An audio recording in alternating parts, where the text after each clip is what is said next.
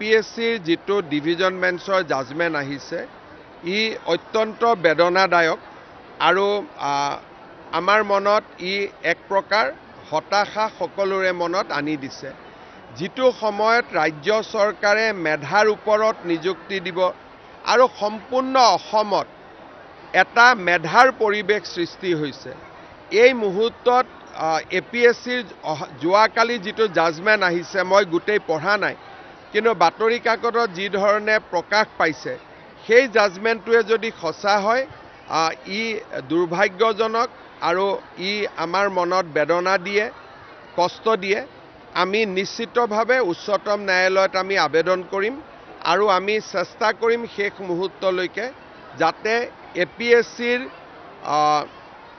এই দুষ্কাৰ্যৰ লগত জড়িত কোনেও যাতে চাকৰি ঘূৰাই পাব নোৱাৰে। পিএছচিৰ যিটো ডিভিজন বেঞ্চৰ জাজমেণ্ট আহিছে ই অত্যন্ত বেদনাদায়ক আৰু আমাৰ মনত ই এক প্ৰকাৰ হতাশা সকলোৰে মনত আনি দিছে।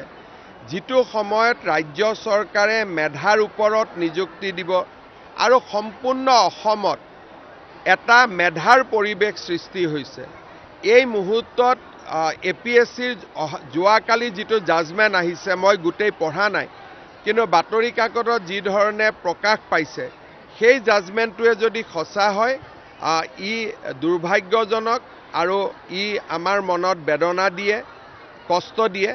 আমি নিশ্চিতভাৱে উচ্চতম ন্যায়ালয়ত আমি আবেদন কৰিম আৰু আমি চেষ্টা কৰিম শেষ মুহূৰ্তলৈকে যাতে এপিএছচিৰ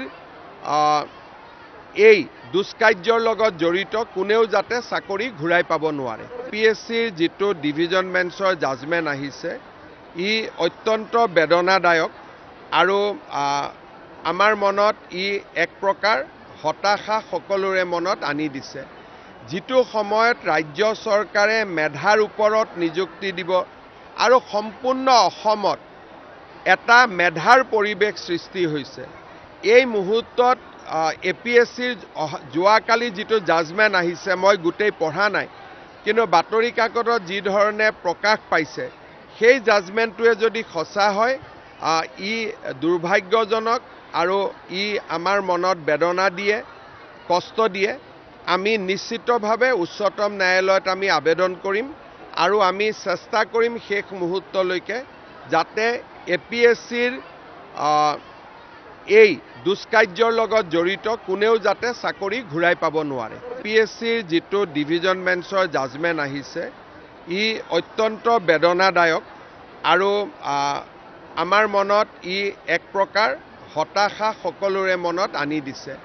যিটো সময়ত ৰাজ্য চৰকাৰে মেধাৰ ওপৰত নিযুক্তি দিব আৰু সম্পূৰ্ণ অসমত এটা মেধাৰ পৰিৱেশ সৃষ্টি হৈছে, এই মুহূৰ্তত এপিএছচিৰ যোৱাকালি যিটো জাজমেণ্ট আহিছে মই গোটেই পঢ়া নাই, কিন্তু বাতৰি কাকতত যি ধৰণে প্ৰকাশ পাইছে সেই জাজমেণ্টটোৱে যদি সঁচা হয় ই দুৰ্ভাগ্যজনক আৰু ই আমাৰ মনত বেদনা দিয়ে, কষ্ট দিয়ে। আমি নিশ্চিতভাৱে উচ্চতম ন্যায়ালয়ত আমি আবেদন কৰিম আৰু আমি চেষ্টা কৰিম শেষ মুহূৰ্তলৈকে যাতে এপিএছচিৰ এই দুষ্কাৰ্যৰ লগত জড়িত কোনেও যাতে চাকৰি ঘূৰাই পাব নোৱাৰে।